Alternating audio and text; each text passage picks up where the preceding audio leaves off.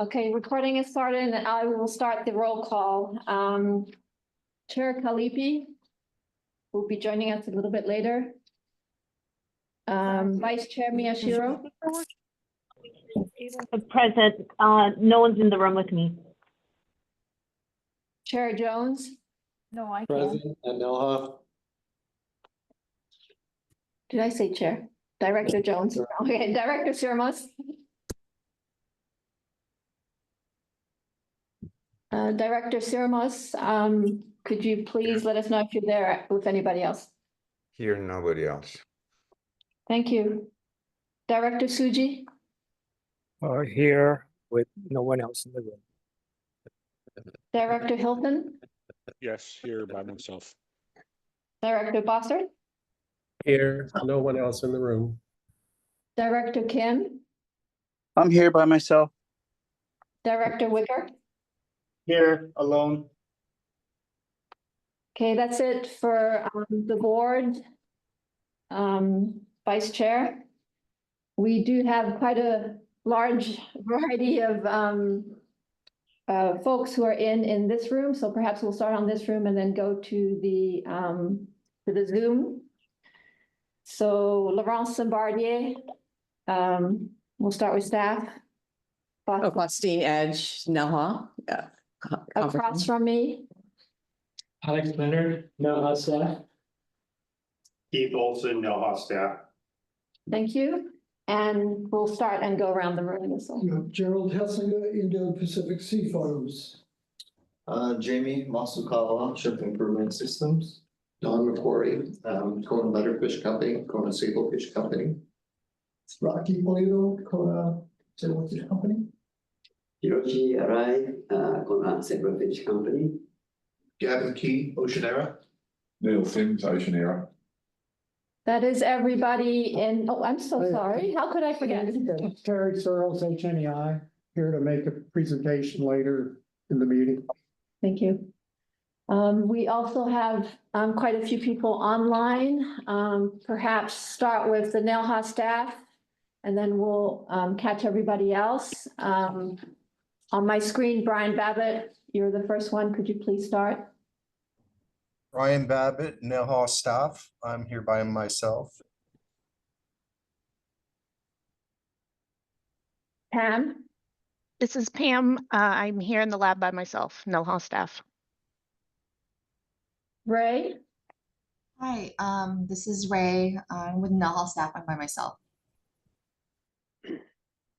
Jennifer? We may actually, people may have problems with the audio. So Sherry and Jennifer, I think Sherry might be the only one with the audio working. Actually, it's not working. We can hear you, Sherry. Oh, I'm sorry. Sherry Ortiz, NELHA. I'm by myself. Thank you. Other folks online, John Cole, I think I saw him at some point. Yes. Yeah, I'm here and by myself. And going down the line, Jim Parsons.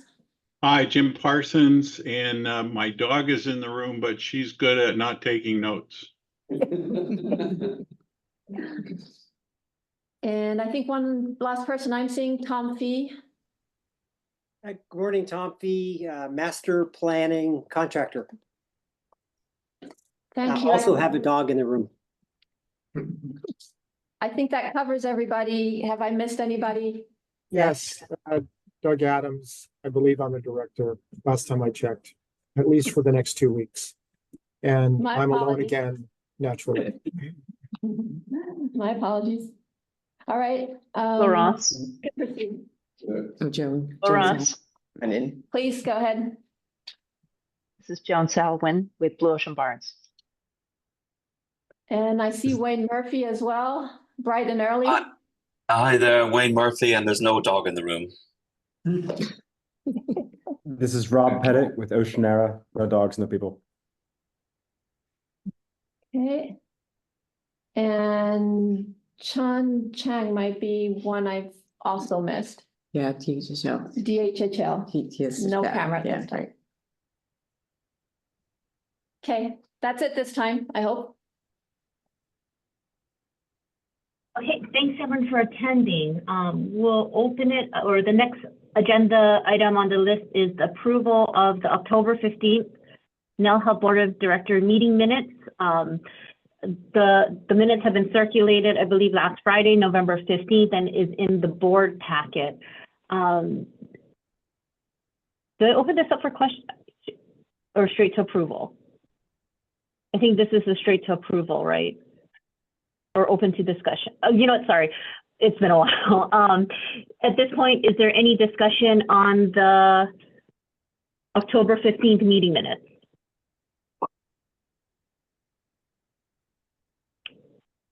Okay, is there any discussion now from the public on the meeting minutes? Hearing and seeing none, are there any objections to approving the October 15th meeting minutes? Vice Chair, I think you might need a motion to approve first and a second. It's been a while, once again. May I have a motion to approve the minutes? Motion. Thank you, Director Wicker. May I have a second? I'll second. Director Hilton is who I heard first. Thank you. There's been a motion and a second. Are there any objections to accepting the minutes? Hearing and seeing none, the minutes have been approved. Next item on the agenda is public testimony. At this time, is there anyone from the public that wishes to address the board? Nobody from our end. I don't see any hands online either. Okay, hearing and seeing no other request for public testimony. The next item on the agenda is old business, the report from the PIG. I'm sorry, Lawrence, are we doing this now or are we gonna push this to later in the agenda? We can do it either way. I don't think it would necessarily take long unless there's a desire to go into executive session. So up to you. I think I believe this would probably be more appropriate in executive session, but I do understand that there's quite a bit of logistics. And I would probably defer this for chair as well. So some board members may need to leave early. I do know of at least one who needs to leave at 11. On the logistics side, we are set up on our end. We've grouped everybody that is not a board member, and we could quickly send them to the waiting room and retrieve them once we're done. So again, it could go either. Okay, with that understanding, let's do item 4A, old business report from the permitted interactive group for the hiring of the NELHA executive director. May I have a motion to go into executive session? Motion. I'm sorry, Vice Chair, there is a public. Discussion first? Yes, there's a public summary. Discussion first. Yes. Okay, before we vote or open up for comments, we will have a presentation on the agenda item. Okay, so again, this is a public portion. The permitted interactive group was constituted on September 3rd and was tasked with presenting the 3 top candidates to the full board. And so this is a report of that permitted interaction group. There's no discussion or decision-making that is allowed, sunshine rules. But the hope is that we would have a special meeting in a couple of weeks on December 3rd. At that time, we would present the 3 candidates to the board in person in an executive session to maintain privacy. And the full board would have the opportunity to pose questions and get answers and see the people in person or at least in video. The PIG did receive 36 resumes after posting for a month. The PIG interviewed 5 in person And there are three top candidates, the resumes, names, and personal statements of which have been provided in the confidential section of the board packet. The questions that were asked of the candidates are also in that board packet. There may not necessarily be much more information to be provided from the PIG other than those three items. But if the PIG wants to go into confidential executive session, we can do it. But I want to remind everybody that no discussion would be allowed and no decision making. Thank you, Vice Chair. Thank you. Before we call for the motion to enter into executive session, is there any discussion or comments from the board? Okay, any discussion or comments from the public? I'm sorry, Sid, this is John. I just wanted to say, like Lawrence is emphasizing, on the board meeting where the PIG reports out, the board isn't supposed to deliberate at all or make any decisions. So I'm not sure what might be brought up at executive session, that would be outside of those things that would need, the executive session for the privacy of the candidates. Okay. So is this, I'm going to assume it is enough that this action item, so do we need a motion to accept the report, or is it just informational circulated in the board packet? The information is in the packet, but you can also accept the board as a whole if you want to take a vote on that. And then, yeah, the discussion will come at the next meeting or, deliver any decisions. Okay. Hearing advice and guidance from Deputy AG Cole, is there any discussion or comment to accept the PIG report at this time from the board? Director Hilton? Yeah, I would just say perhaps the motion at this juncture ought to be to accept delivery of the report rather than to accept it if there's going to be discussion at a subsequent meeting. So small distinction, but that's what I would recommend. And my understanding at this point is with the delivery of the PIG report, the PIG is also disbanded. Okay, perfect. We would be looking, based on that, we would be looking for the motion of the delivery of the PIG report as the motion. Any other comments or discussion from the board? Okay, any discussion or comments from the public? Okay, hearing and seeing none, may I call for a motion to accept the delivery of the PIG report? So moved. Thank you. May I have a second? Second, Russell. Thank you. Are there any objections? Hearing and seeing none, the delivery of the PIG report has been approved. Next on the agenda is new business. Approval and decision making for Kona Limu and the 2-acre seaweed project. Do we have a presentation at this moment? Yes, we do, Vice Chair. So this is an approval to lease 2 acres from the old Forever Oceans, or for those of you who are here longer, WEA, West Hawaii Explorations site. The proposal is to lease that to Kona Limu Company, which is currently DBA, I think still of Ocean Era, but would probably be an entity at eventually once a lease is approved, or if the lease is approved. The goal is to grow some seaweed for the local market initially, but eventually for the mainland and possibly elsewhere. This is a short-term project. It's a 5-year project. We initially worked on this in April. It was going to be a sublet for Forever Oceans. But then Forever Oceans left the park, and so this was put on hold. So we did a lot of upfront work, including the Research Advisory Committee had reviewed this proposal and provided a summary for the project.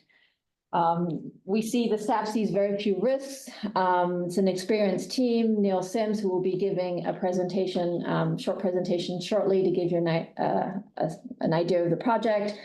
There is market demand. They were recently at the 50th anniversary and I think provided 500 samples. So it's was a very popular item there. Very little capital relatively is needed, and much of the technical work has been done already. So it's really a matter of scaling up.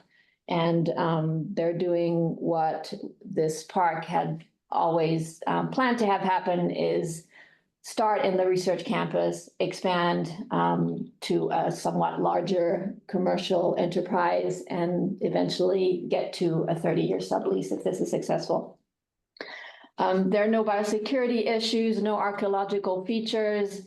Neil has been working with Kua Aina Ulu Awamu, I think, with some folks there.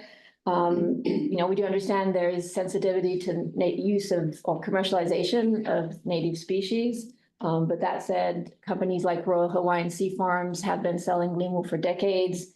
So, this type of project addresses food security, but also the cultural aspect as well.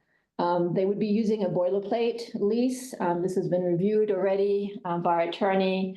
And has been included in your packet. Also, Ocean Era is in good standing. And I think that's just a quick summary. There's a lot more in the way of detail in the packet. But for now, I think I'll hand this over to Neil, who would do a much better job than I presenting what he's about to do. Thank you, Lawrence. I'd also just like to introduce Gavin Gee, our COO, is here, and Rob Pettit, our venture partner and financial analyst, is with us virtually from an island off France. I just want to give a brief overview here of the project. There's more detailed information in the board package. That's not coming up. Double click. I need to double click. Yeah. Oh, no.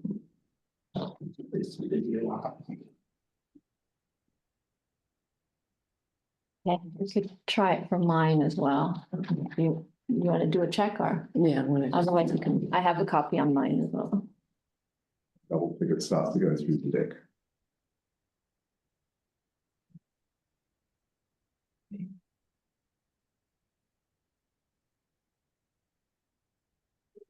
There you go.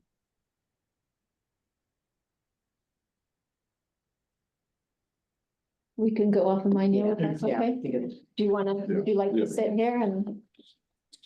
Yeah, I'll just hand you your. I'm sorry.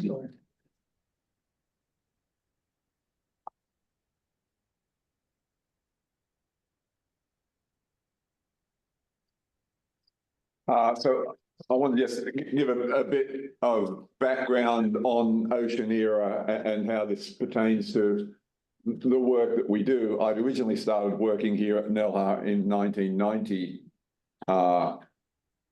with a pearl oyster company. And in 1992, myself and my co-founder Dale Sava set up Black Pearls Inc., which then started to focus on the offshore potential that became Kona Blue Water Farms, which is now Blue Ocean Mariculture. We became Kampachi Farms LLC, which spun off Forever Oceans. And then we became Ocean Era Inc. And now we are looking to spin off Kona Limu Co. I hope that makes it all clear for everybody. The plan here is to look at tank-based grow out of native limu for the human food market, primarily looking at food service, but also retail. We've done some initial market trials here in Hawaii. The results are very encouraging. We've done some outreach to the continental US, and we're excited about the potential that that represents as well. We have 3 species that we're currently selling commercially. The sea grapes are the real standout. That's known as umibudo in Japan. The red ocean kale or halaminia is not farmed commercially anywhere else to our knowledge. And then we're also farming sea lettuce or the green alba. Most of this work up until now has been supported by the US Department of Energy. They're eager to see the potential applications of macroalgae as a biofuel. And so that would really need to be at scale. And so we are still planning to pursue offshore culture trials here about end of Q1 or Q2 next year. There'll be an offshore array deployed out here to test that. But as we've been working with the macroalgae from the land-based trials, we've been able to validate really strong market demand. Thanks very much to Dick Jones and Chef Vitali from Blue Ocean Mariculture that their team has been a great help in making those initial introductions to chefs, and we've been really impressed with the response from folk. We've got a business model that shows we have a pathway to profitability. We have to get to scale to get to profitability. We'll probably need outside investment for that, but there's a lot of impact investor and foundation interest in the macroalgae space. Even if we are successful with the offshore array, we still think that there is value in land-based operations because we would be able to optimize for many of the other higher value products from macroalgae, biostimulants or fertilizer, agriculture stimulants or cosmetics would be much better in a land-based system where we could control the parameters and optimize the content of those high value products. The site that we're looking at has the advantage of being low elevation and flat. It's already graded. And so we'd be able to start by installing tanks there fairly rapidly. And this is the build out of the site. It's essentially just wall to wall tanks. There would probably be 10 to 12 foot diameter HDPE, 2 to 3 foot in depth. There's a more detailed financial analysis in the package for the board there, but just in terms of broad arm waving, thanks very much to Rob Petit for the modelling work that's underpinned this. The way that we look at this is, as I said, we need to get to scale and ideally a minimum of 2 tonnes per year. But as we scale further, we're able to bring down the cost of production.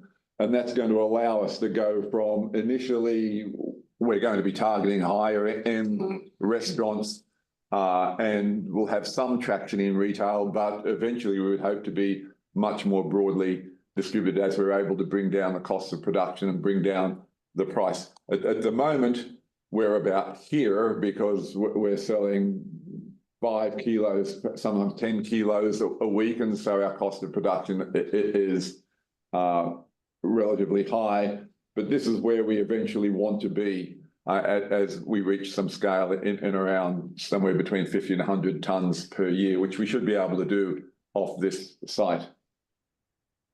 That's all that I have, but I'm happy to take questions if the board has any. Thank you.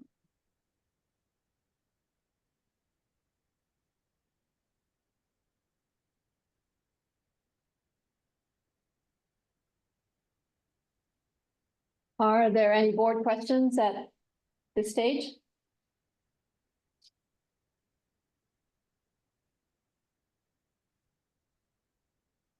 Director Hilton, I'm not sure if you wanted to add anything from the RAC point of view. Well, I'll just make the comment that RAC did review this project, I want to say back in April. I believe we had 8 reviewers on it. The RAC report is actually in the packet, page 82. We encourage NELHA staff to continue to work through any of the outstanding questions at that time, and it appears that that has happened. The RAC impression of this project was favorable, and would, as suggested in that report, would favor moving forward at this point. So that's all I have to add.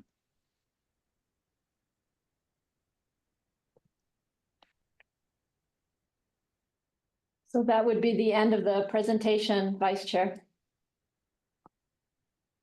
Thank you. Just for clarification, this is agenda item 5A. So this is a request for approval for the expansion of a technical pilot scale operations from research campus to a 2-acre facility aiming to commercialize seaweed products. Is this a approval item associated with a lease, or is this attached to an existing lease? So this would be a new lease, but it is a short-term sublease. Normally, Okay. short-term leases, 1 year or less, we do not go to the board to. But this was a lease that was a little bit longer than that. And so we're coming to the board for final approval. It is on space that was occupied by Forever Oceans as a single lot. And previous to that was West Hawaii Explorations Academy. We would partition out, so the map, and I should have shown my screen too. The map provided, oops.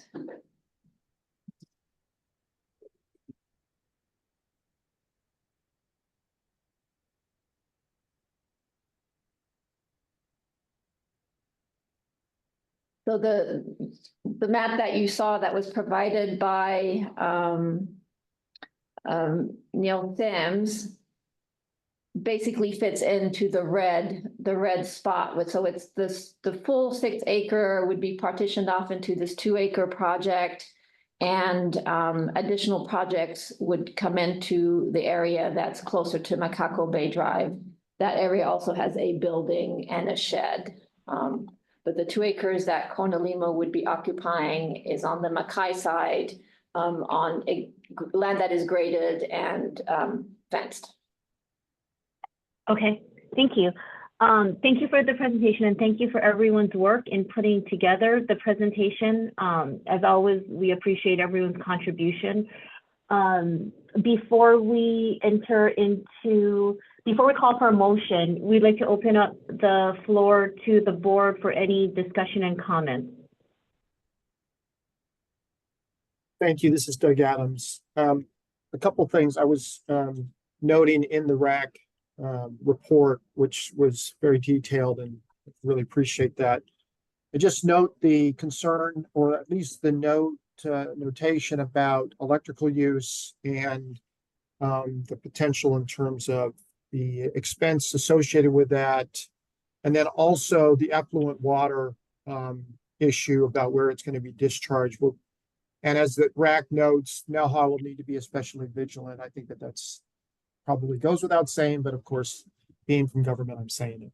So the other thing I would ask Mr. Sims is, I didn't notice it in the presentation, and of course, this is a short-term lease, so within 5 years doesn't necessarily help. But he did show the marginal, cost going down per LIMU, and I'm just wondering about the opportunities for workforce expansion here as a result of potential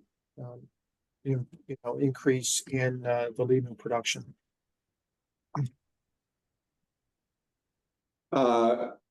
Yes, so a large part of the cost of production is going to be labor. Here it's probably just the harvesting and packing and restocking of the tanks. We would hopefully be able to be hiring that labor locally. I think Oceania at the moment, we have a staff of 12, and I believe 7 of those are Hilo graduates. So that's, we do like to be able to use local workforce where available. Does that answer your question, Director Adams? Yeah, I appreciate you having considered it, and anytime we have something that we're looking at, I'm hoping we're also taking a look at what the workforce opportunities are on the island. Thanks.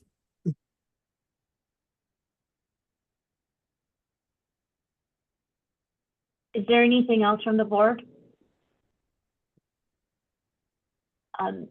Is there any discussion, comments from the public? Okay, hearing and seeing no more calls for discussion, may I have an approval to accept, or an approval for the short-term sublease for Konalimu? A motion, Chair, Vice Chair. I'm sorry. May I call for a motion? A motion for the approval of the Konalimu short-term sublease. So move. Thank you. Thank you. May I have a second? Second. Thank you. Second. Are there any objections? Are there any objections to for the approval of the short-term lease for Konalimu? Hearing and seeing none, the short-term sublease for Konalimu has been approved. Next item on the agenda is the approval and decision making. Oh, I'm sorry, who was second on this last motion? Okay, thank you, Director Adams. Thank you. Thank you all. thank you, Neil. As always, great seeing you. Okay, next on the agenda is the approval and decision making for the assignment of a portion of sublease K32 from Shrimp Improvement Systems Hawaii to Jamestown Point LLC. Do we have a presentation on this as well? Yes, we do.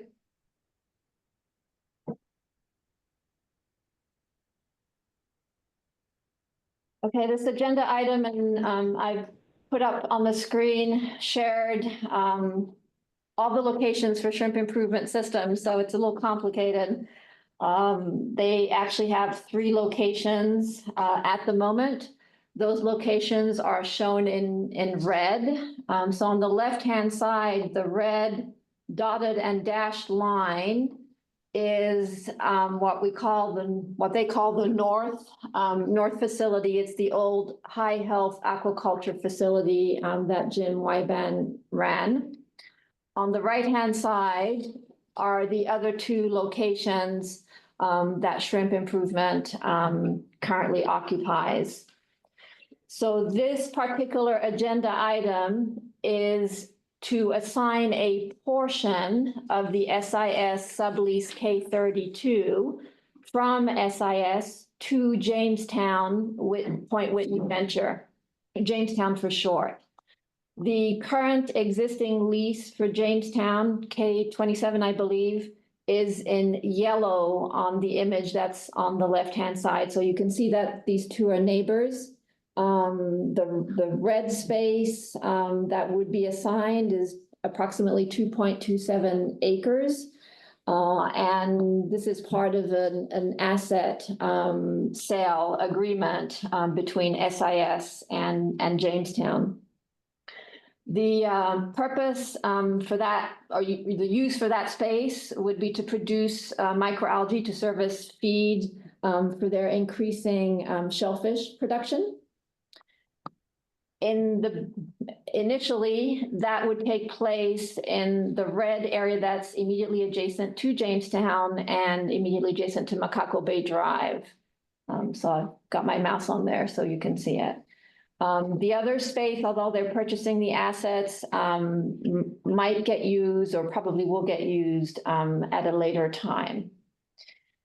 So looking at the impact from the cultural practices side, Jamestown is wholly owned by the S'Klallam tribe from Washington. So they look at everything they do is, 7 future generations in mind. And so from that perspective, they're aligned with Native Hawaiian values. This is land that has been previously disturbed. There's no archaeological and no other issues on that side. They've been very active in outreach. They basically spearheaded a pretty impressive shellfish display at the 50th. There are really no new changes from their existing uses and their existing business plan. That said, we did ask for an update since it has been a little while since the Jamestown business plan had been submitted to the board. And that has been included in your board packet. We will also have a short presentation from Don McQuarrie as soon as I'm done here. Probably the biggest issue for this particular group is the water quality issues. Jamestown has been part of the larval group and from the beginning, so they're well aware of all water quality issues. They have had some runs that have been successful this year and some that have not, or perhaps less so. I don't believe they've had any runs since the summer. I will also add that they have other locations in Washington State, and this is apparently not uncommon for hatcheries to have locations sort of to hedge the bets and have locations in different areas on the mainland and here, as they pretty much all experience issues at some point.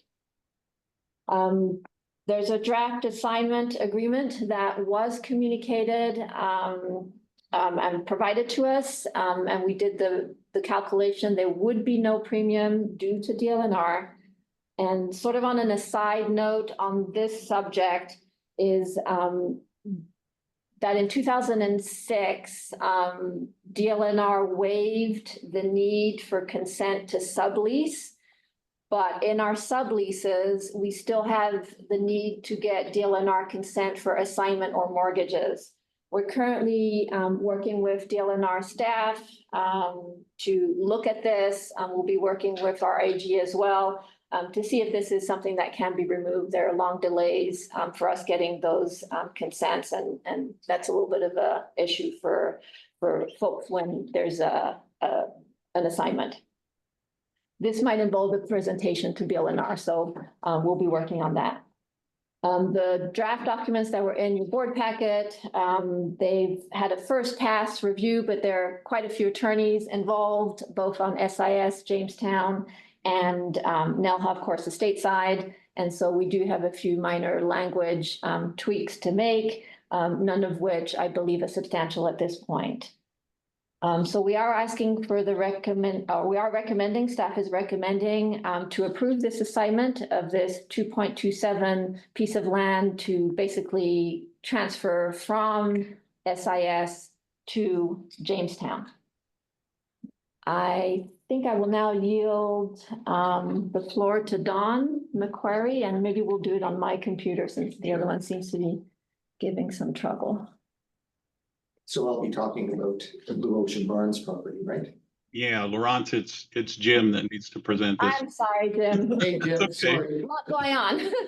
Yes, I am so sorry. That's okay. The reason I'm thinking Don McQuarrie was the original person who started the land that Jamestown is currently on. So Right. draft that Neil presented, we could have had one for this one as well. But my apologies. Jim, I guess, could you share your screen? Because I don't think I have your presentation on this side. Yeah, just in case, I just sent it to you. But let me see if I can pull one up here.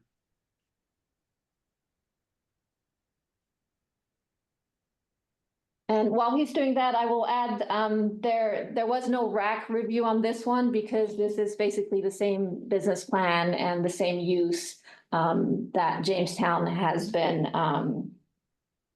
been doing since for the last decade or so.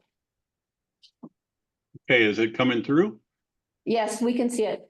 Okay, very good.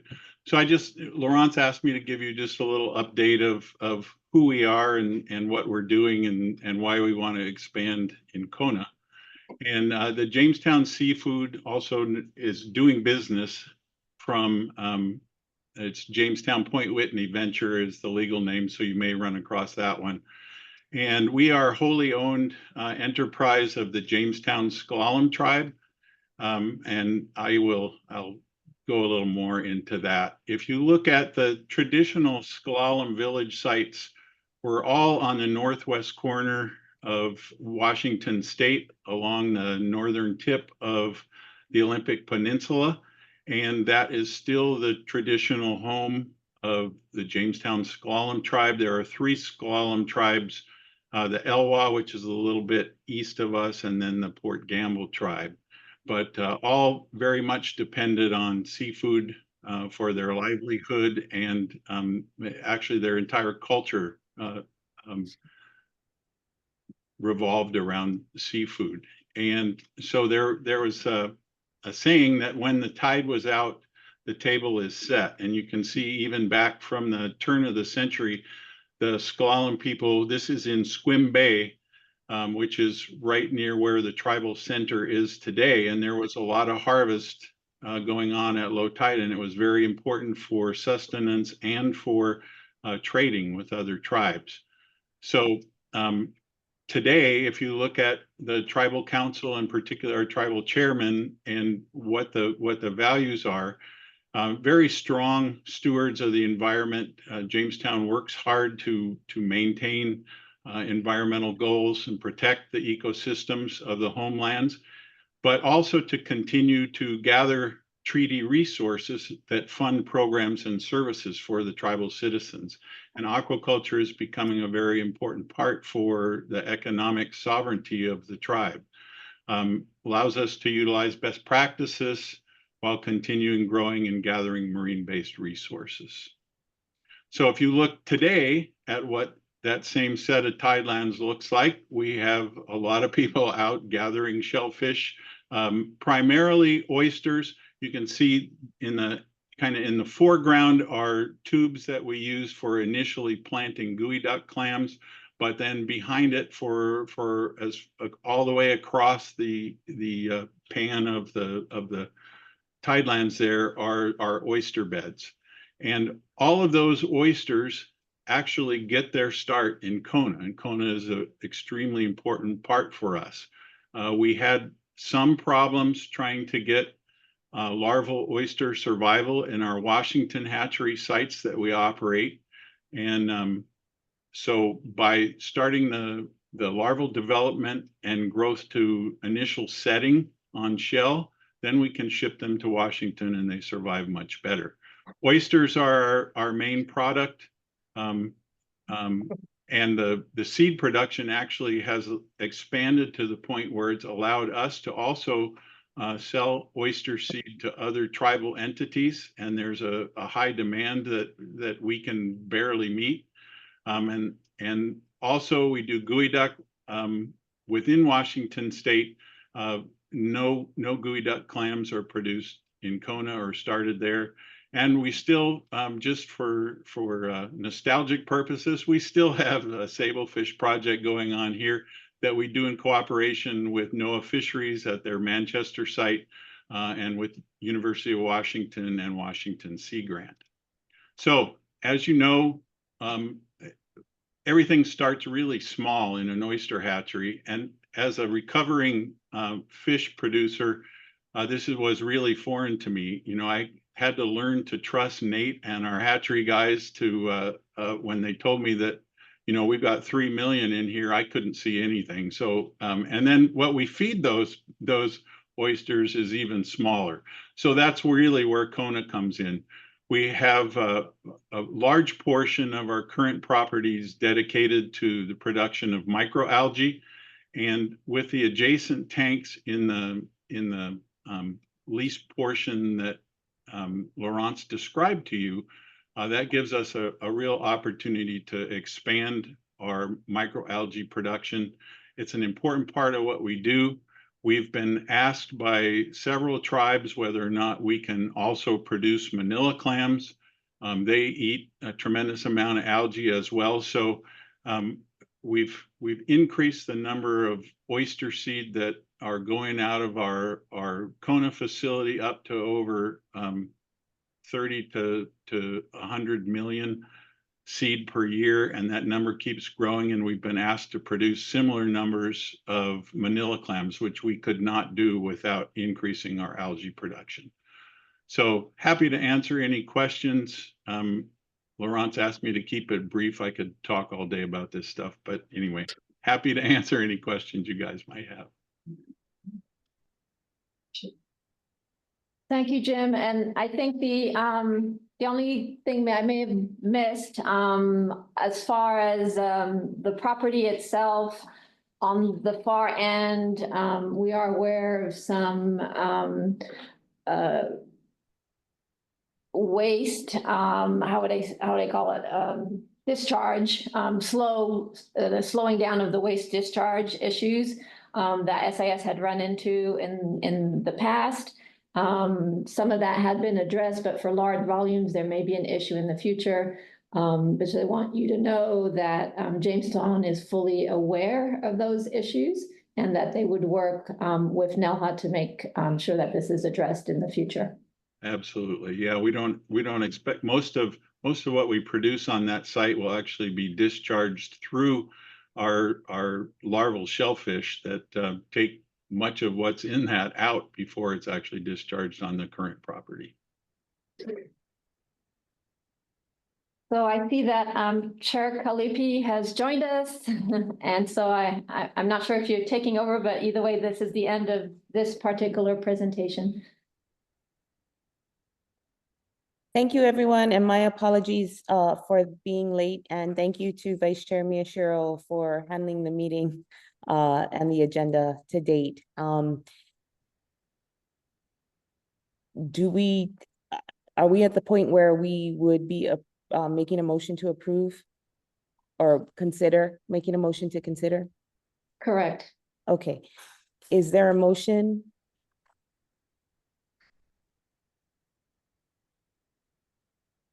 I'll make the motion. Is there a second? Second. Okay. Is there any discussion or questions? Okay, hearing none. Are there any objections to approving the motion to approve the sublease? Okay, hearing none, the motion is approved. Thank you. Let's move to the next item on the agenda.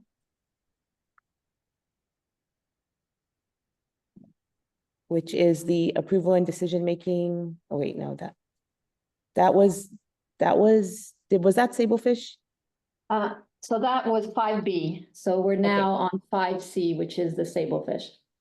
Okay, so Laurence, I'm going to turn it back over to you to present, please. Okay, sounds good. So this agenda item, and I will share my screen again with location.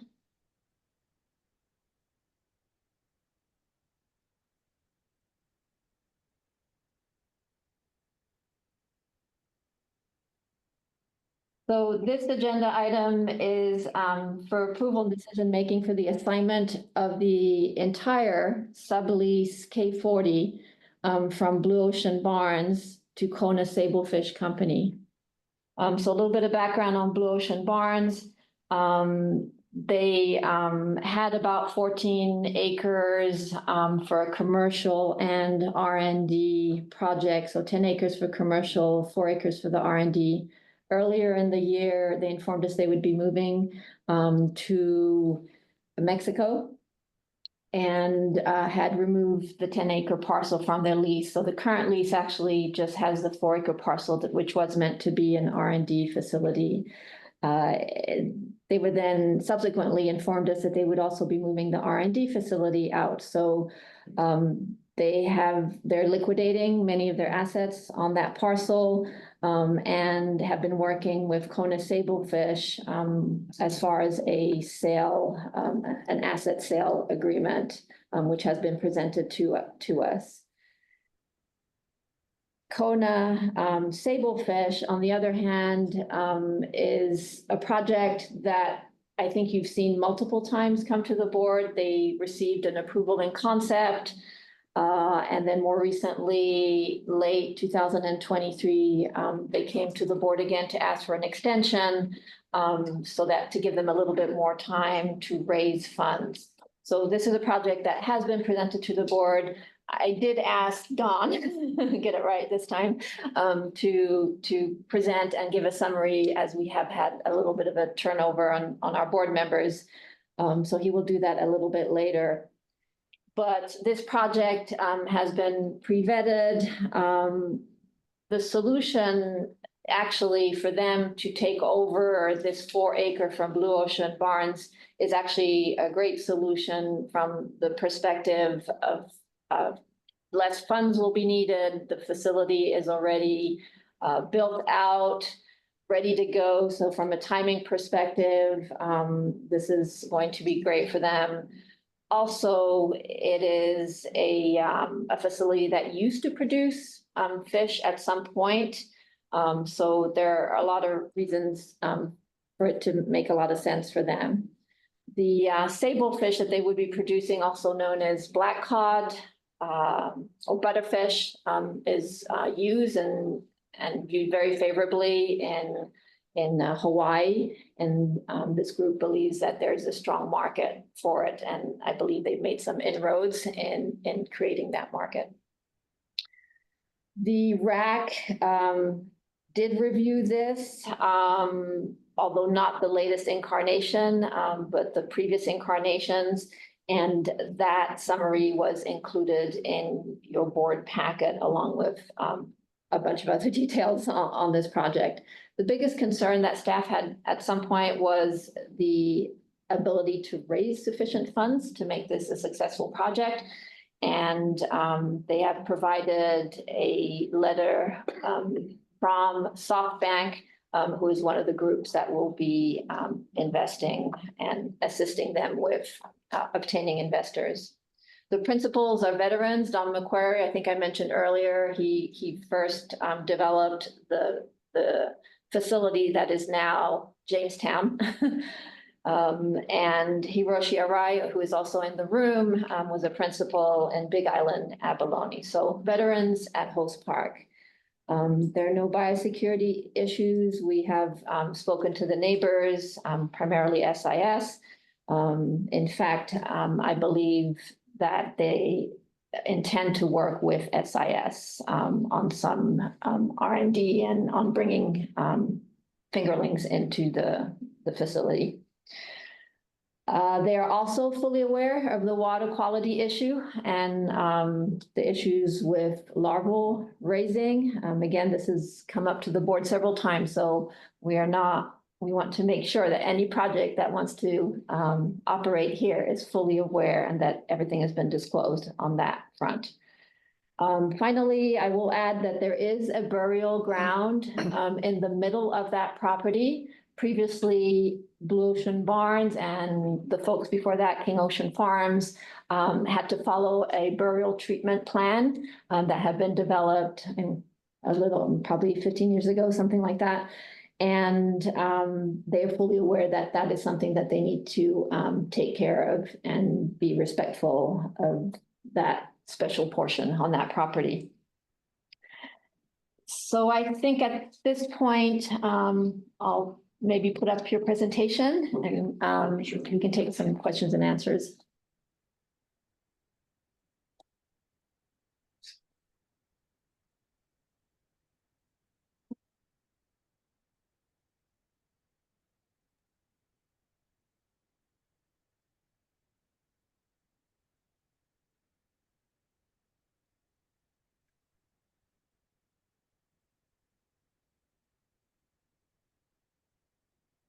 I'm sorry, I need to open it up.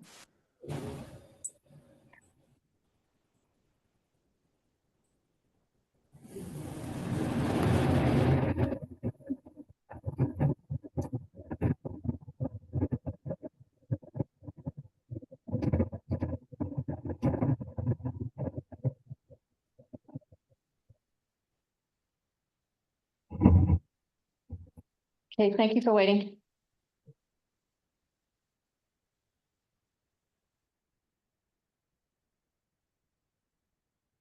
Thanks so much.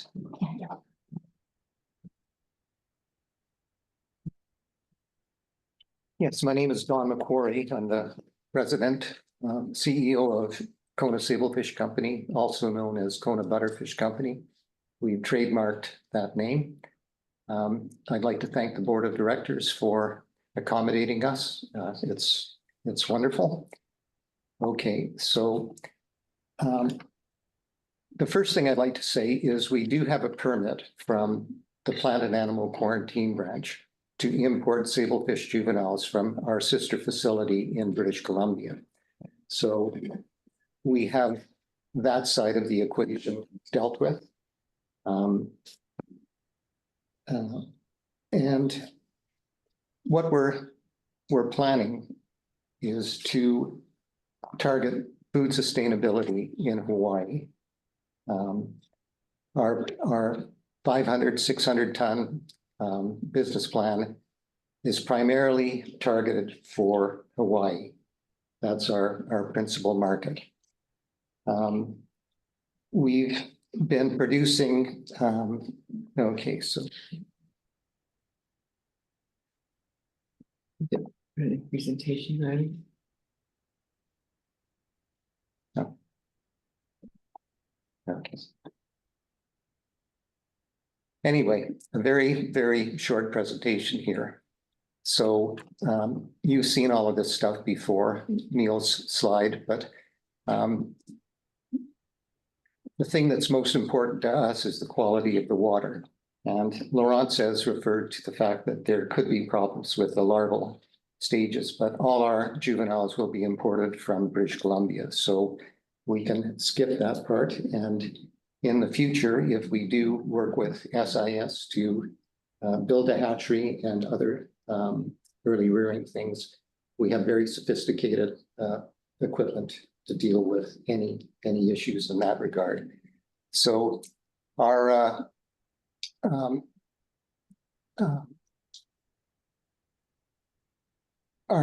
site is, as Laurence mentioned, the former Blue Ocean Barn site, and I must admit, current still Blue Ocean Barn site. But our plan is to use the diagram that's with the arrow going down into the thing. That's our plan. So we have just tentatively developed 100 metric ton capacity starting next May, increasing it to a 300 metric ton production capacity starting in 2026, and increasing it to 600 metric ton production capacity starting in 2027. This first year is a pilot facility. We have a lot of scientific things that we want to try out. Temperature control, nanobubble generation, many different sophisticated kinds of things that will allow us to rear a lot of fish in this property. As been pointed out by Alex, that it's a lot of fish and a lot of fish poo. So I believe I've satisfied his question with how we are going to deal with the waste products. But, you know, there's paper exercises and paper exercises, and that's one of the reasons why we're doing it in stages. If we get to 300 tons and that looks like it, then we'll have to adjust. And one of the things that we've looked at is Jamie of SIS kindly showed us around their facility that Blue Ocean Barns was formerly subleasing, and it would work very well for future expansion for our operation. It's almost perfect for the hatchery and early rearing operation. And where the raceways are currently, we could put large 48-foot tanks on there. So we have no agreement with SIS at the current time, just a hope.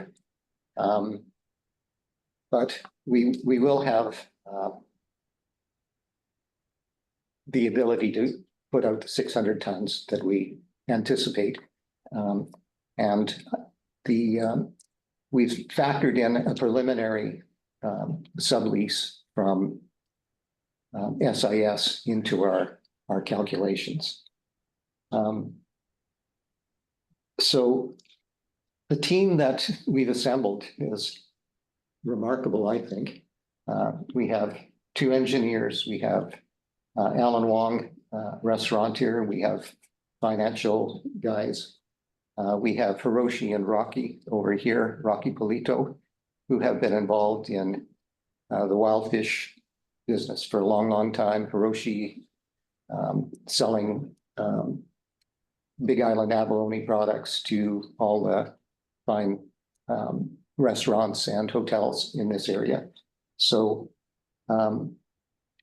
between our sales team, our finance people, and the engineers, they've built and operated several RAS facilities around the world, and including the one in British Columbia. Our chief engineer built the largest hatchery in the state of Alaska. So we're not unfamiliar with big projects. And finally, we have a remarkable association with SoftBank of Japan, their technological development group. And they have come to Kona. They have seen the sites. They have met with the NELHA staff. And they're with us to help develop artificial intelligence technologies to benefit the aquaculture industry. So this site is providing them a pilot as well for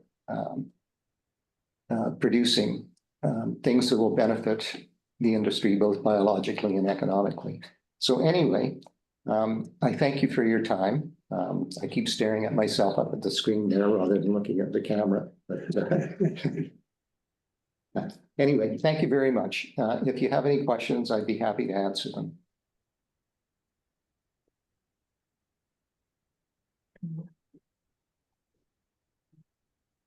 Board members, are there any questions? Okay, I can, yeah, thanks. Oh.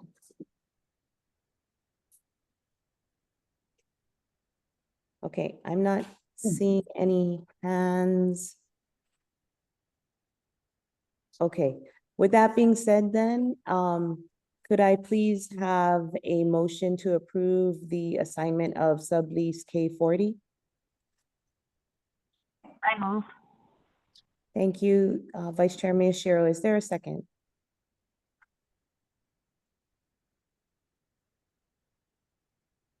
Second.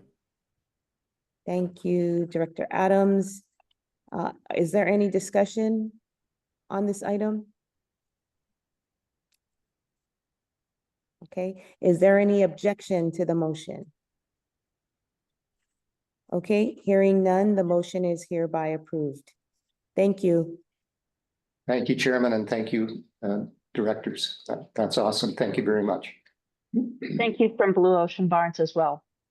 Oh, absolutely. Yeah. Never forget about Joan. She's been so helpful. It's been really fun working with you and Hiroshi. Thank you. Thank you. Okay, the next item on the agenda is discussion and decision-making regarding NELHA CIP needs and the approval for the removal of the 24-inch shallow water Ka'u pipeline and a portion of the 18-inch deep water Ka'u pipeline. So Laurence? Thank you, Chair.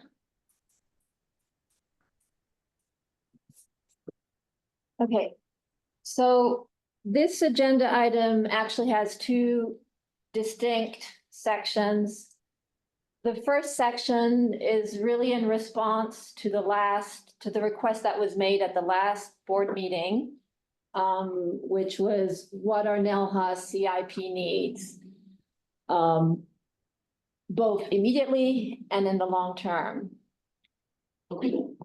And so the first section is going to be addressing that. The second section is going to be asking for approval to remove 24-inch shallow water KU pipeline and a portion of the 18-inch KU pipeline, because those present issues with respect to health and safety. So we'll do this in two sections. I'll present the first section, but this has been a team effort, really getting to some of these numbers that I'll be presenting. And Alex will present the second section for the immediate approval. So this is going to be very preliminary. So I want people to realize that.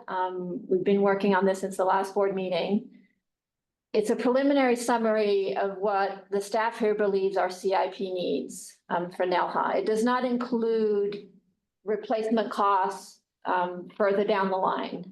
Presumably that would be covered by appropriate seawater fees. What it does include is everything onshore, offshore, park buildings, even roads. Our roads, for example, haven't been resurfaced in 2 decades. So there are quite a few things that need to take place to put this, this facility into tip-top shape. So I'll be showing you an excerpt of the types of things that we looked at. So, you know, we looked at our ability to continue to deliver the services, which are primarily, you know, the seawater services, but also the facility, the ability for people to come and work here, and also to enjoy the park. Also estimated time to failure, we've looked at that. We've also looked at possible interactions. There may be some, in some cases, you need to do one thing before the other, or one thing might affect the other. There are about 60 items, maybe a little bit more, but around on the order of magnitude of 60 items, ranging from maybe the $100,000 level to, I think the largest one might be 19 million, but that's looking further ahead, 10 years down the line. We've sorted this by category. So the next slides, I'll be showing you a summary with the different categories so you can kind of see where the big ticket items are. And it will also include the 1.9 reimbursable bond that Keith presented 2 board meetings ago. He described what the plan was for the 1.9 million. It does include that. And finally, it's going to be prioritized by what we feel ought to be done immediately, followed by what probably should be done 1 to 2 years from now. Then the next step would be 3 to 5 years, and then there's a 10-year horizon and beyond. We're trying to produce something comprehensive here so that we're not just saying, oh, for example, we have seawater quality for those companies that are doing larval production that need to be addressed. We wanted something comprehensive so that those maintenance issues or system improvement issues can be looked broadly in the context of all of the things that need to take place. One point I have to emphasize again is that it is going to be critical that we have sufficient people allocated to go along with those funds in order to do the work. So with that said, this is an excerpt only. I didn't want to put the whole 5 pages because you can really get into the weeds here. There's a lot here. Again, work in progress, but this is the type of document that we put together. The samples here are, the NELHA intake pipelines, color-coded. Red is what ought to be addressed sooner rather than later, down to 1, which definitely needs to be addressed. We have some zeros, like I mentioned earlier, and those have to do with new roads, an innovation center expansion, the beach park, Hale Vavaloli, which is basically a gift to the community, And then, landscape improvements, those types of things. So we do go into a bit of detail. But you can see we have water quality recommendations here. Those all stemmed from the Jim Wyban set of recommendations from his report. And, for those, you're looking at, close to 3 million. That amount is actually small compared to all the rest. So in summary, I have 2 tables up on this screen. On the left-hand side is sort of the entire thing. And I don't see anyone's faces on the screen, so I can't tell if you're all, what's going on. But if you look at absolutely everything, you're looking at $67 million. But that is absolutely everything, including the new roads, including the $20 million innovation center that would need to get built if we are going to expand in that direction. But if you look at the total priority 1 to 5, which is what I would consider deferred maintenance, you're looking at 27 million approximately. The priority 0, that's that 40 million with the new buildings and new roads, et cetera. So what has to do with priority 1 and 5 deferred maintenance, and 5, by the way, is highest priority. So on the right-hand side, those are the things we feel ought to be done immediately. Priority 4, 1 to 2 years from now, which means that we have about, fiscal year 26 is when it would make sense to ask and line up the funding for about 4.5 million. But also line up for the next 2 to 5 years, because if something needs to happen in 5 years, then we should be lining up the funding and finding a source of funding right now. So really everything above the red line adds up to about 19 million. Those are the things that staff recommends we seriously look at.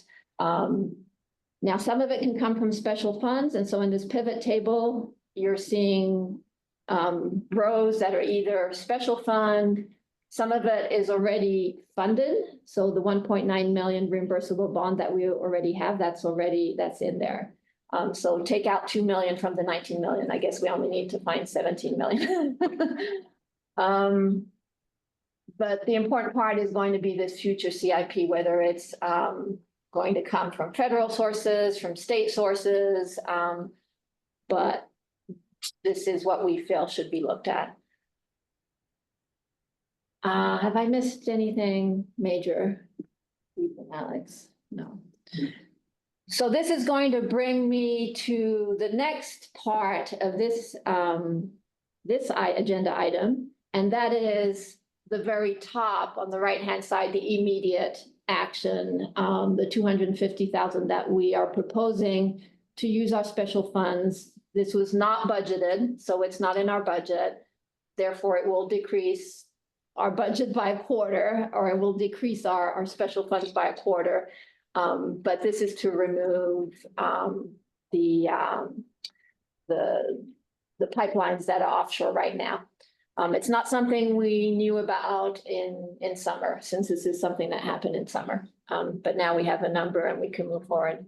So I will let Alex present that part. But I did want to give an opportunity for questions for what I've said thus far on this topic. Board members, are there any questions? I'm sorry, you got to speak up because I can't see everybody. I have a question. This is Russell.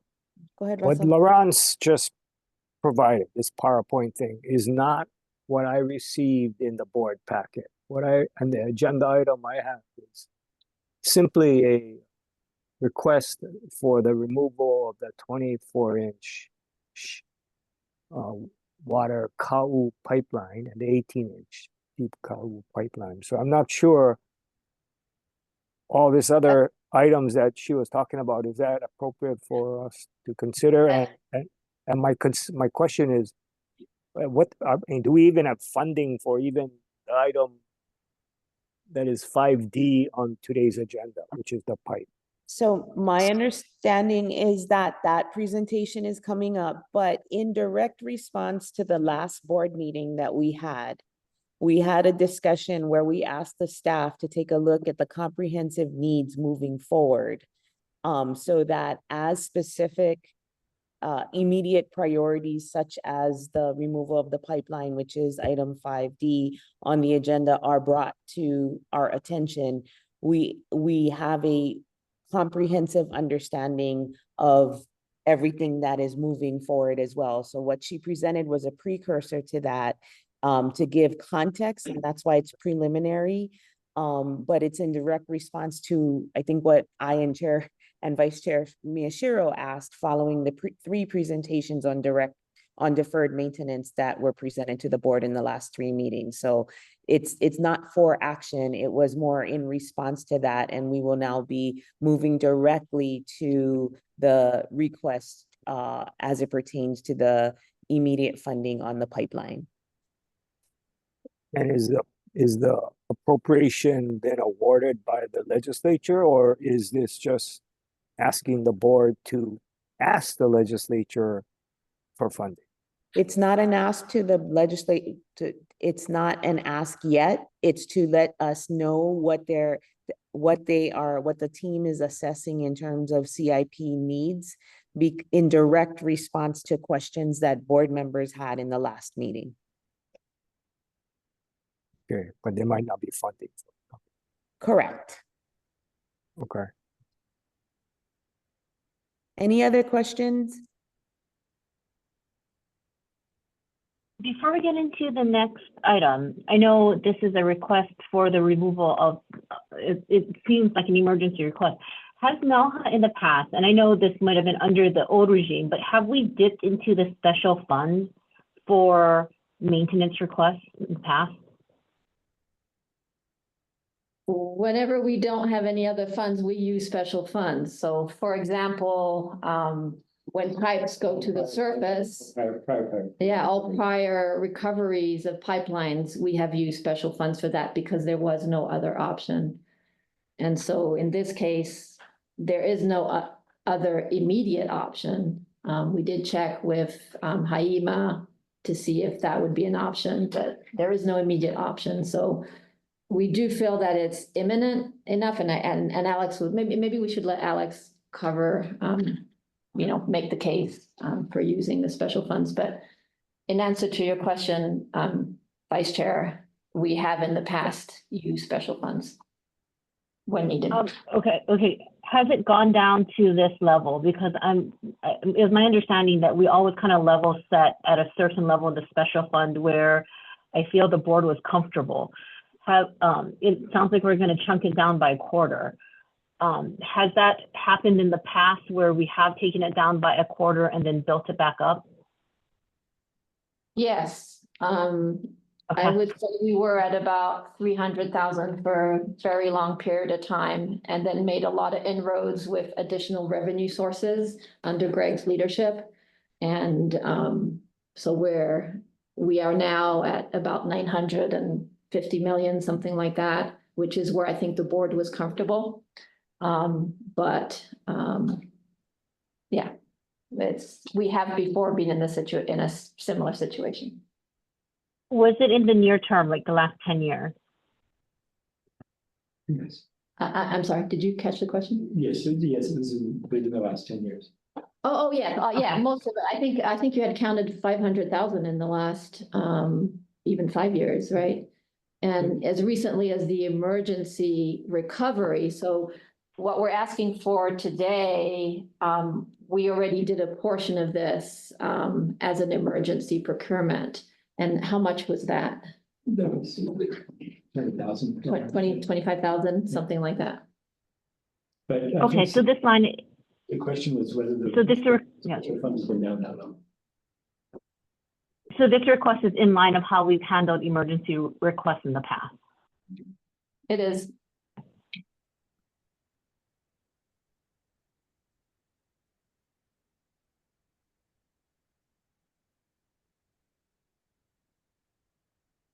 So maybe, do you want to say a couple of words to give more specifics?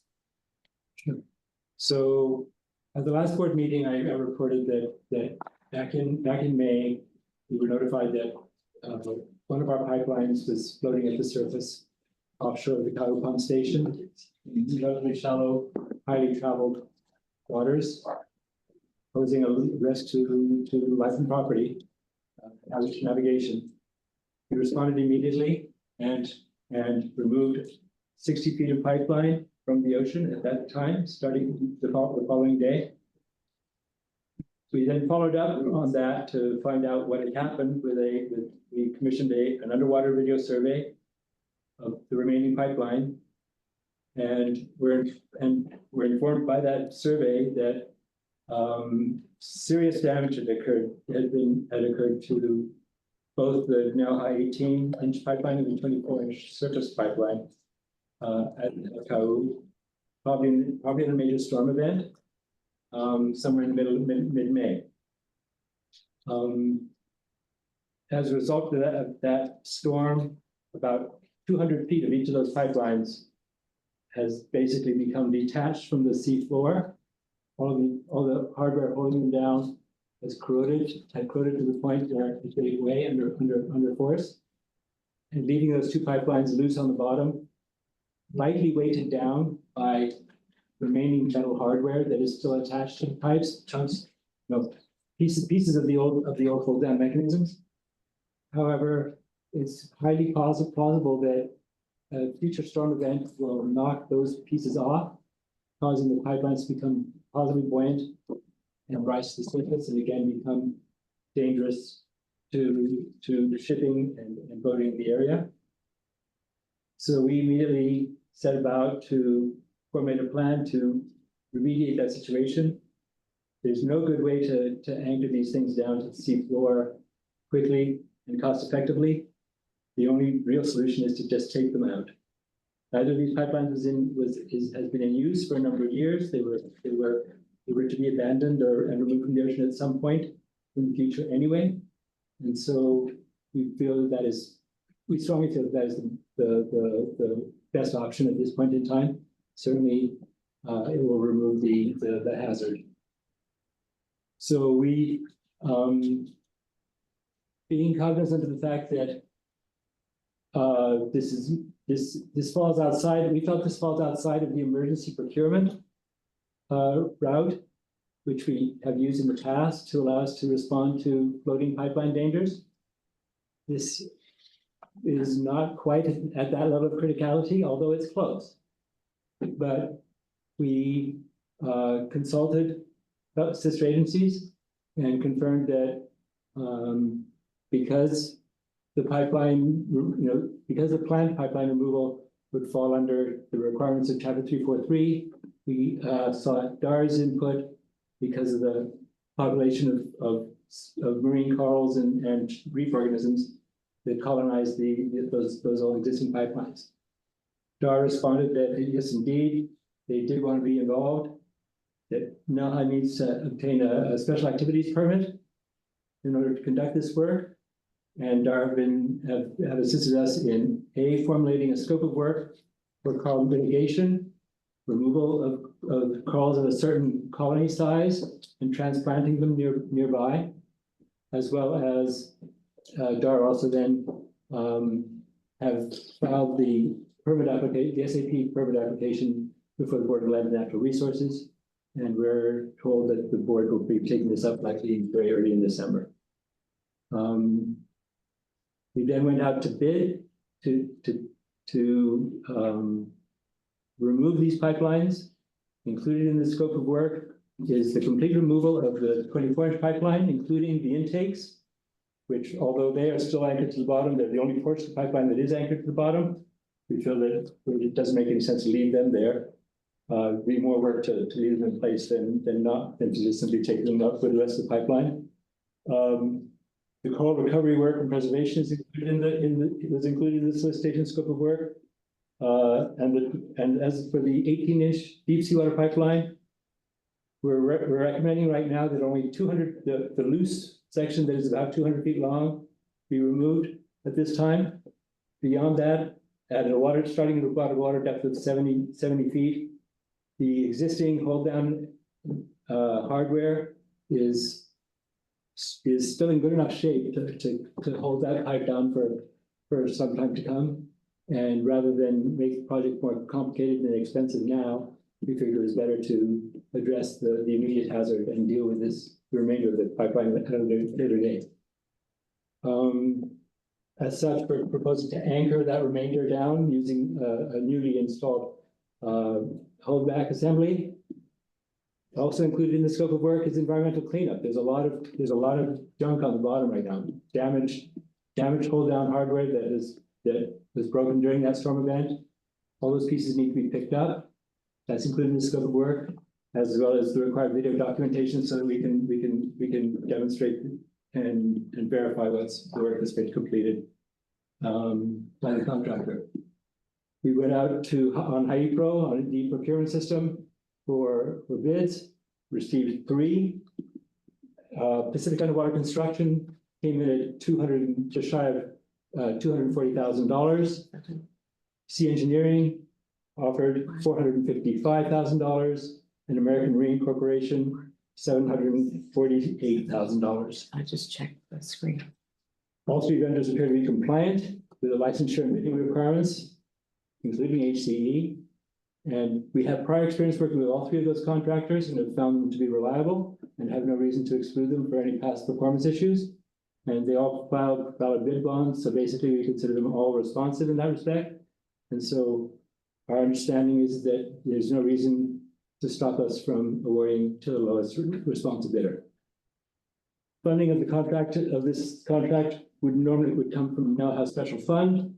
And the reason that we come to you is because although normally this would be reviewed internally only and approved by a director, in the absence of such, we figured it was up to the board. We should put it up to the board for decision making, because it is, as you said, a very big hit on our special fund.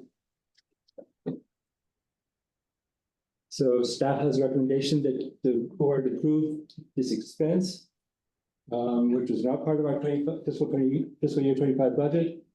And they direct us to award bid to the lowest bidder, Pacific Underwater Construction, according to the terms and conditions of solicitation. And as soon as we receive the special activities permit from the Board of Land and Natural Resources, to issue a notice to proceed with the work. Thank you, Alex. We do want to note that some directors have left, but I believe we still have quorum. We still have 7 directors left at this point. Vice Chairman Shira, I think she's signing in again, so I just wanted to make sure she was online when we took the vote. So, and that's the end of our presentation, Chair. Thank you for all the work in doing that and getting it ready, and thank you for presenting to the board. I understand. From what I understand, Alex, this is something that normally would fall within a decision of the executive director, and you felt it, the staff or the team and Laurence felt it important to bring it to our attention given the price tag. Is that correct? That is correct.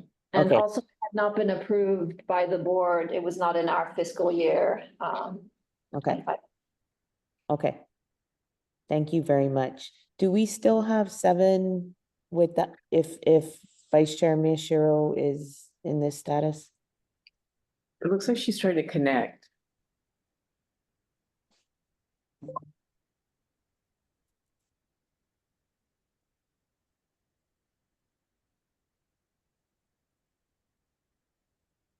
She's in the process of connecting to audio. Okay, is she 7 though? Yes. Yes. Okay.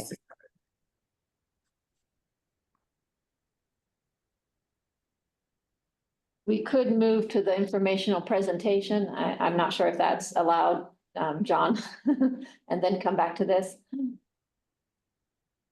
Yeah, you can move to another agenda item that you don't need quorum for, purely information.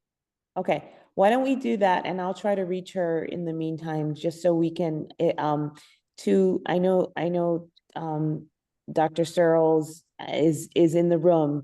So in the event, Dr. Searles, that we get a, that we do have a quorum, if you don't mind, I'm gonna interrupt you so we can take the vote and then continue. Okay, no problem. Okay, Thank you. Oh. Then let's move to the distributed energy resources, activities and recommendations, please. Okay, so Dr. Sells will come over here. So Terry, I think many of you know, has been a long time supporter and advisor for NELHA. And I'll just let him go to the summary of what accomplishments have happened thus far and what we can do to help in the future with the state energy goals. Just get the presentation up. And we'll be good to go.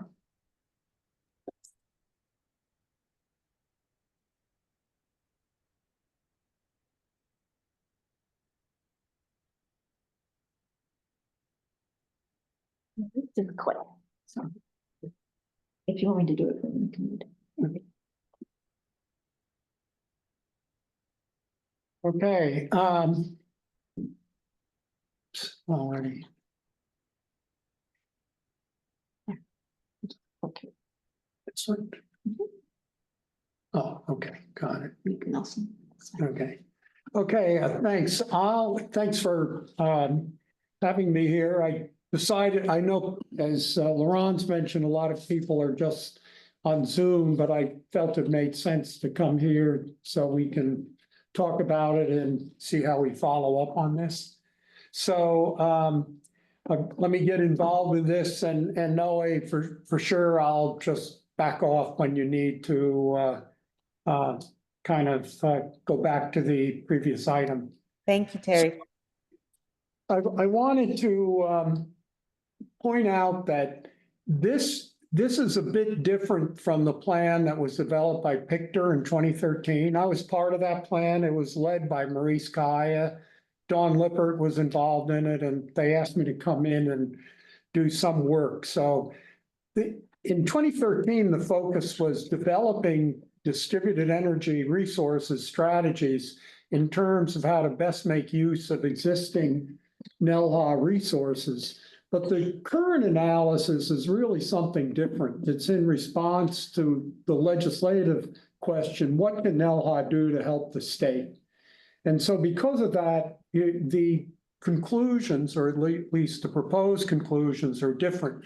So in way of background. I apologize, Dr. Searles. Okay. We had Vice Chair Miyashiro back. My apologies. I will get on. Okay. Stay there. Okay. Okay, I just want to make sure we have the requisite number of board members for quorum. Faustine, is that correct?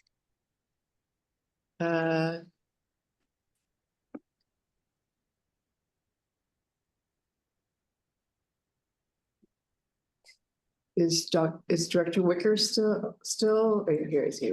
Yes. 3, 4, 5, 6. Somebody is missing. Director Adams. Director Adams, yes. He's online. Is he? He stepped away to go back to. Director Adams, yes, okay, great. So he must not know that we're back in session for the vote, I hope. Director Adams, are you still online? Okay. We have a note from him that he had to step away to attend to something with the council. Given that we do not have a quorum, we are either going to have to defer till we're going to have to defer till we have a quorum. And do we have any other board members who have to depart? Chair, I just want to add that Doug Adams' chat message said he would be back as soon as he could. So there's some chance he will still return if everybody else can stay. Okay. With that, then we will, if other board members can stay, could we please do that? And we will, Terry, we can continue with your presentation. Thank you. Okay, thanks. Second. Oh, yeah.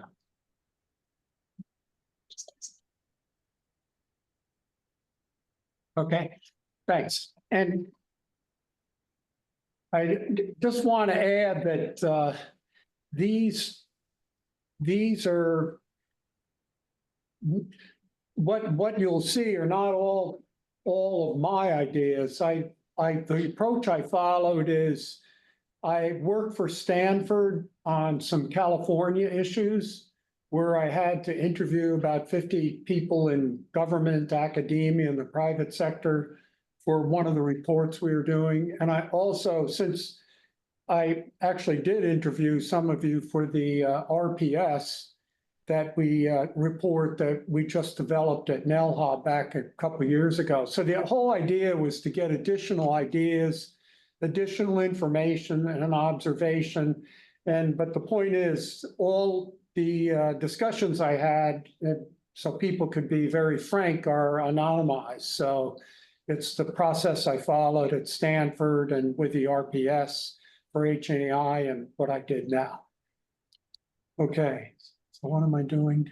Oh, this one. So these next two slides I can run through quickly, but the implementation has resulted in a number of energy-related successes, and I think you knew about these. The second, I'm not going to march through all of these, but the second bullet, I actually took Greg and Laurence around to a few of the laboratories. Actually, it was 4 different laboratories that could have been helpful, and it allowed for an increase of interaction with National Renewable Energy Lab and the energy storage demonstrations that resulted here at NELHA that were done with Sandia.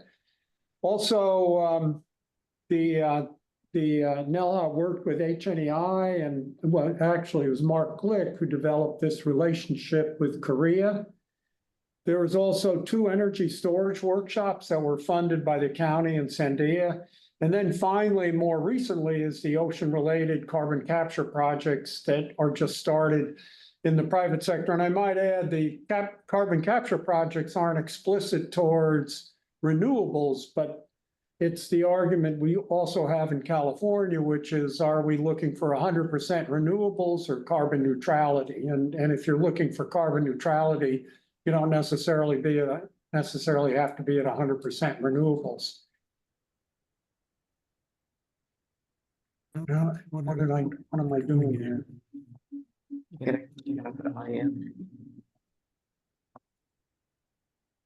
Okay. Additionally,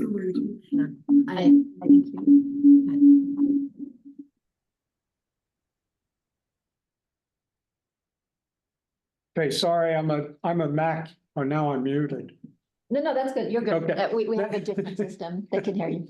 Now, I'm a Mac user, folks, so I have a difficult time with PCs. So there's also been, as I talked to the Mackay folks, there's been developments in the miniaturization of heat exchangers for OTEC. And obviously, you know about the production of the hydrogen, the development of the hydrogen production and fueling station. And note that because of the work done by Keith and others, the entire midday load is economically fully covered by renewables. And I like that Alex did some regional cooling studies and analyses with the local groups. And I might add, the other lab relationship was getting the vanadium coupled storage system here, which was really a debacle. But it also, as we move forward, illustrates the reality of demonstrations. They're not all going to be successful. I don't know what I'm doing. How about, can you do it? Or maybe I'll do it. Okay. I'll go ahead. Okay, next slide. Okay, however, there are some problems that remain or relatively new.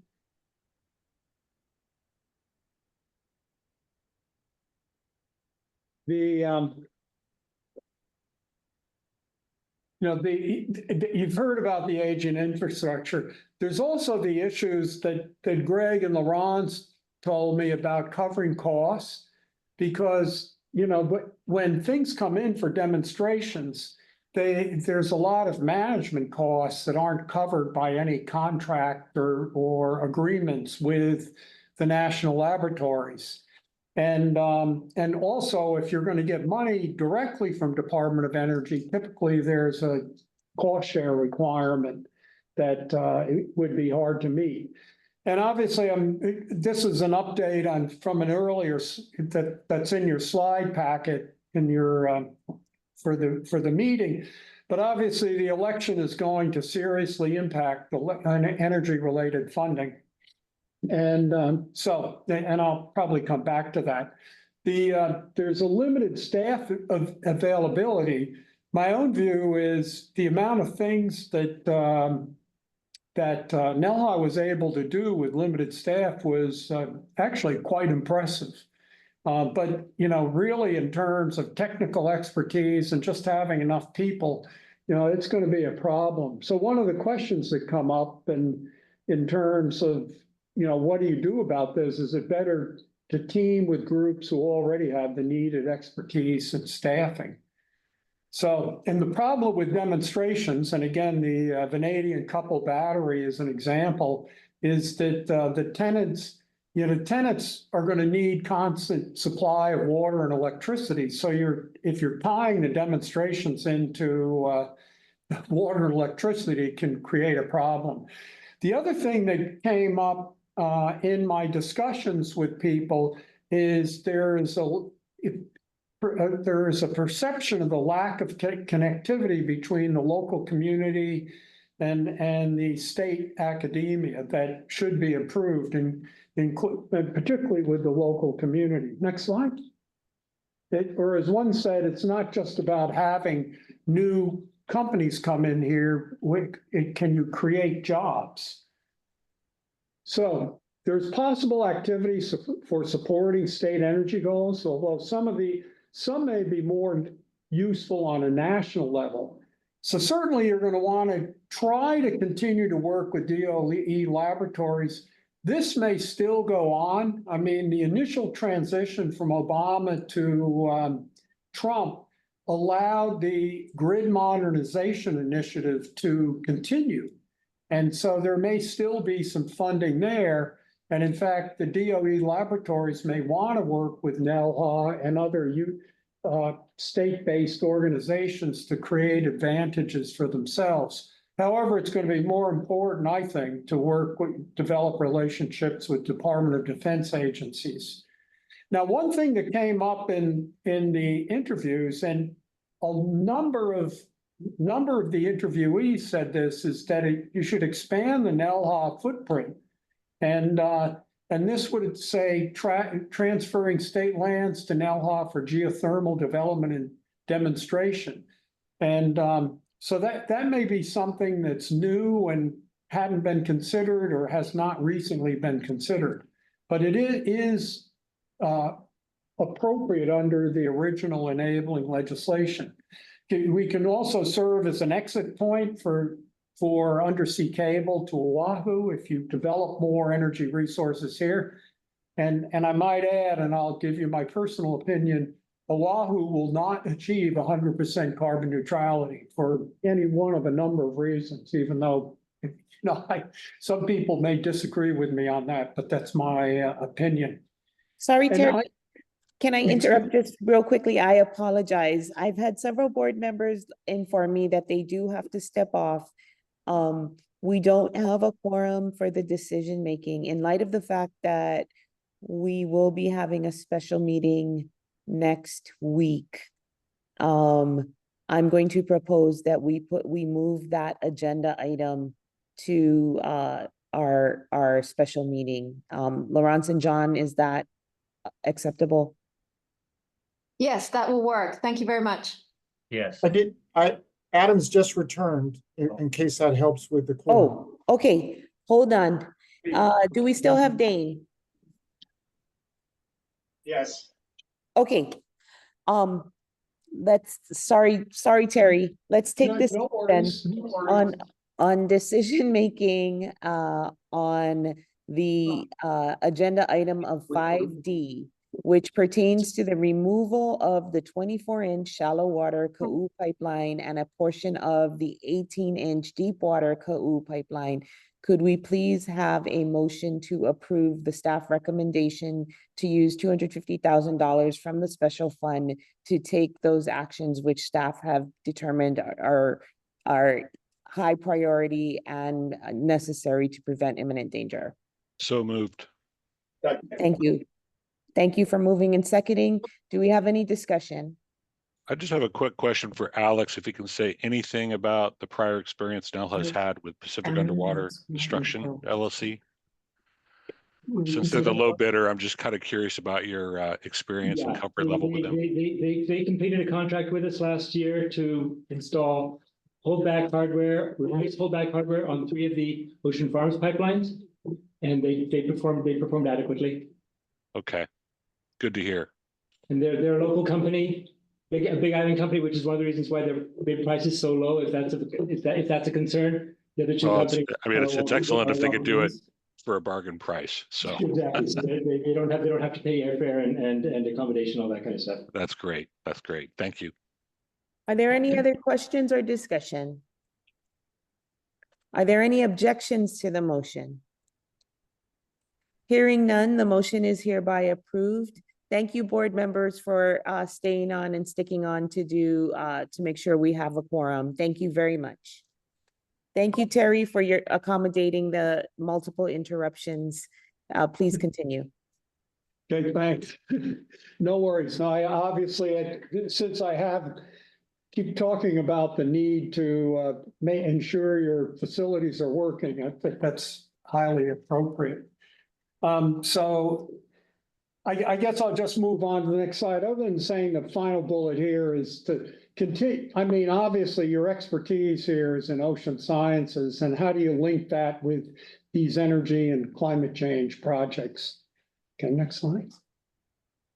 Okay, so what does NELHA need to do? And next slide. So what does NELHA need to do? And that leads to the draft recommendations. One of the questions is, because it came up, the legislature brought it up, is should some of these successes be moved to locations outside the state? And you know, as I hear some of the companies that are here, I mean, they're linked between things that are going on here and going on in mainland, or is it more important to try to get small scale demonstrations that are going to lead to deployment in other parts of the state? And then, and again, I talked about the whole idea of maintaining quality services. Next slide.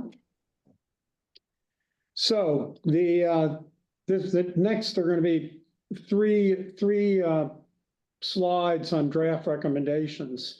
And you've heard about the need to upgrade the critical infrastructure, but a number of people said that NELHA needs to improve its interaction and coordination with DBED agencies and offices, that NELHA should be able to benefit from much closer interaction with the State Energy Office related to energy planning efforts and how to tie in to receive federal funding, as well as was mentioned that HTDV has been successful in obtaining federal funding. However, again, given the election, I put in that the federal funding, if it's only been obligated and not received, there's a good chance it's going to be rescinded under the new administration. So, you know, be careful. And I should add that I was running a group that going from the Carter to the Reagan administration, and we had to work that transition. So next slide. There's a raised hand by Director Wicker. Sure. Who is HTDB? Oh, I'm sorry. I don't know. It's the Hawaii Technology Development Corporation. Maybe it should be a C. Oh, yeah. HTDB. Thanks. Sorry, my apologies. I thought I caught all the typos. So, okay, the draft recommendations, and again, I think this is an observation made here that again, I think that NELHA has done a good job with the limited amount of staffing and expertise in the energy area.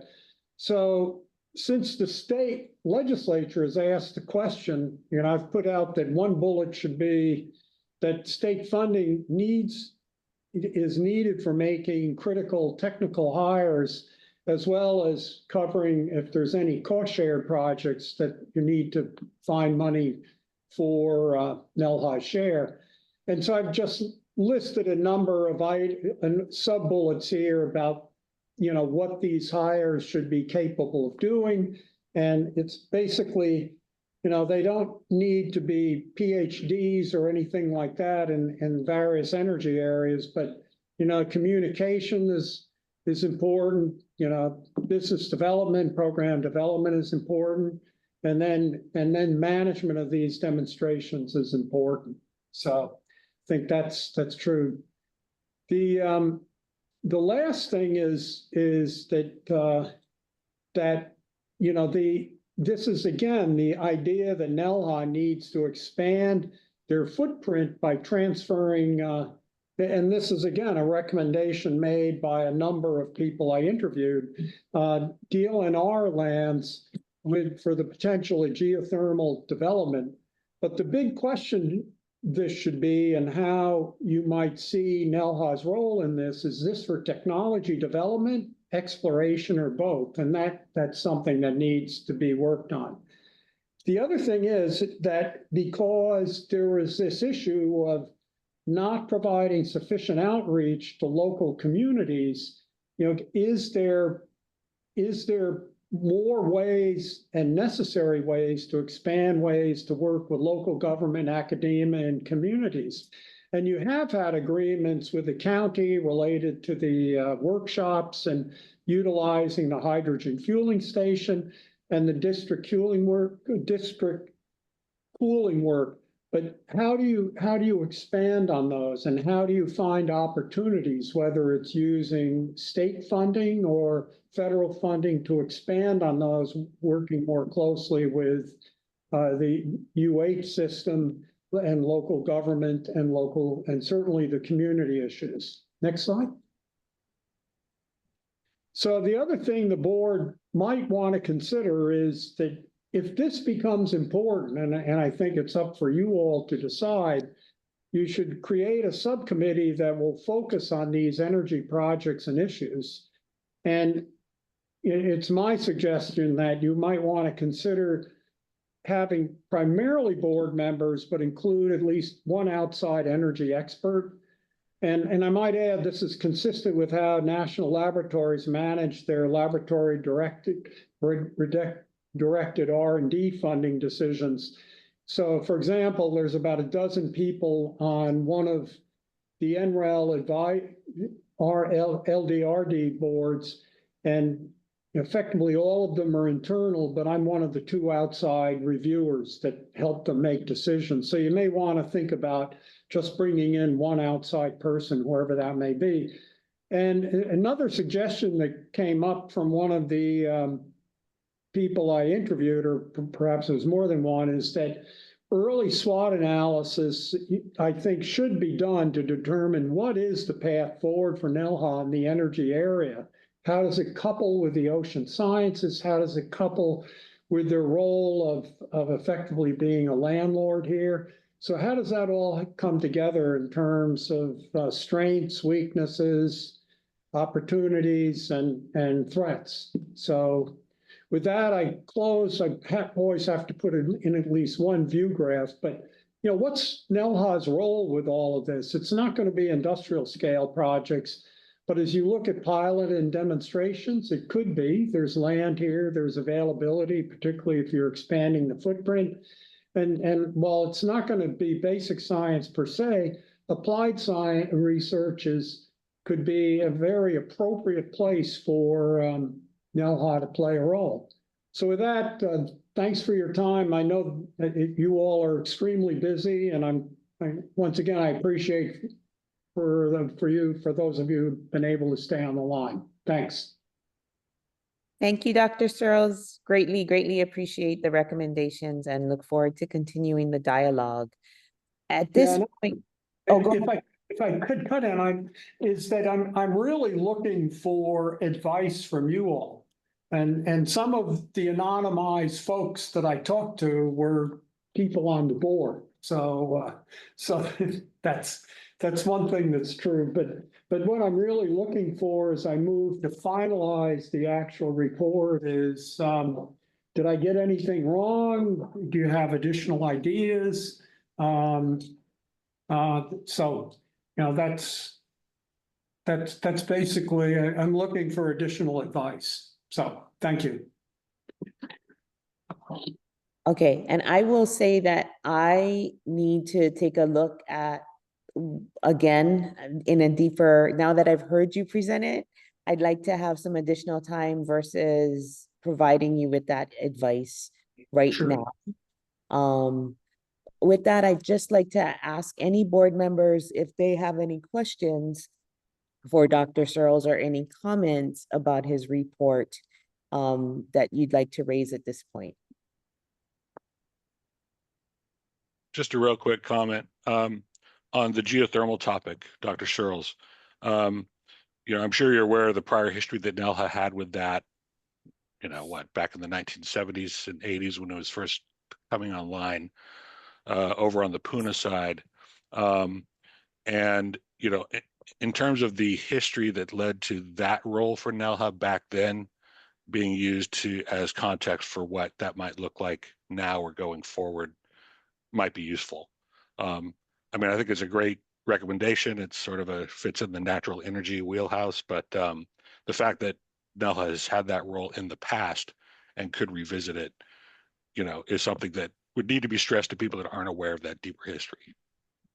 Okay, well, I might add that even though when I was early on at Argonne National Lab, and this is late in the Carter administration, and I was actually involved with some of the people that were doing some of the early field and ocean work here.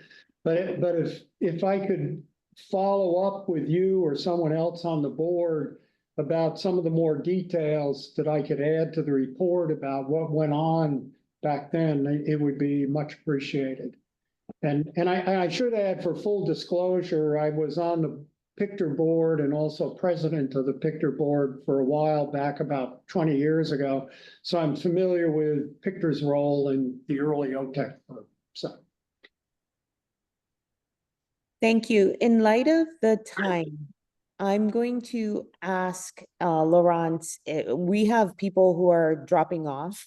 I want to also respect board members' time, given the fact that some of them only had this on their calendar for an hour. So with that being said, could I stop the agenda at this point? And I apologize to the individual who is set to brief us on the Hatch Accelerator. Would we be able to please postpone that to a future? Of course, Chair, no problem at all. Happy to. I see it's a very busy agenda. That's not I a problem. apologize for that, Mr. Murphy. No, not at all, not at all. He did get up at 4 a.m, so I feel really bad, Wayne. But no, listen, it's safe. interesting to see the wheels of business in motion. It's been a very interesting observing it. And maybe just for Terry, I'm currently in Singapore doing a program, an innovation program focusing on blue carbon. And this whole area of carbon capture and ocean decarbonization is very much a hot topic. This is funded by one of Japan's largest energy companies. And I think Hawaii would be perfect as a location to explore this sector for sure. And I'm happy to discuss that further at a later date. Yeah, no, I'd be happy to do that. Again, for full disclosure, and maybe people might want to throw mud balls at me, I was also the lead for Department of Energy's Ocean Sequestration Center back in the late 90s, and that didn't turn out well for NELHA. So right. I just wanted to let you know. Well, it's a hot topic on this side of the world, for sure. Okay, happy to talk about it. All right. Thank you, Chair. Chair, Thanks, Laurent. Chair, before you leave, I had a question on, being that this next special meeting is kind of important, it's about the selection of the new executive director. I mean, is there going to be a polling of the board members of availability and selection of date, or has that already been decided on a date? We had and time? tentatively scheduled it for the 3rd of December, but we could definitely poll the members of the board to see if the 3rd of December is not available, what date it would. Yeah, I'd appreciate that. Yeah, the 3rd is not a good date for me. Okay, sorry, I was on mute. So you did good at reading my lips, but yes, if the 3rd is not a good date, we will poll the board members this week. Okay, thank you. Okay, thank you, everyone. We appreciate your patience and staying. Good. Just one last comment, just to let everyone know that, one of the board members will be stepping down. Phil, Director of Bossert, he will be, I think, moving out of the country, so there will be a RAC meeting right before the next special board meeting, whenever that is, to select a new RAC secretary, who would then have to get approved at the full board meeting. Just wanted to give people a heads up on that one. And that's it. It's formally adjourned. Thank And you. yeah, she's gonna formally adjourn now. Yeah, we're gonna formally adjourn the meeting at 12:03. Thank you, everyone. Okay, thank you. Hey, Alice, could you throw me my pen so I can do some crib notes here?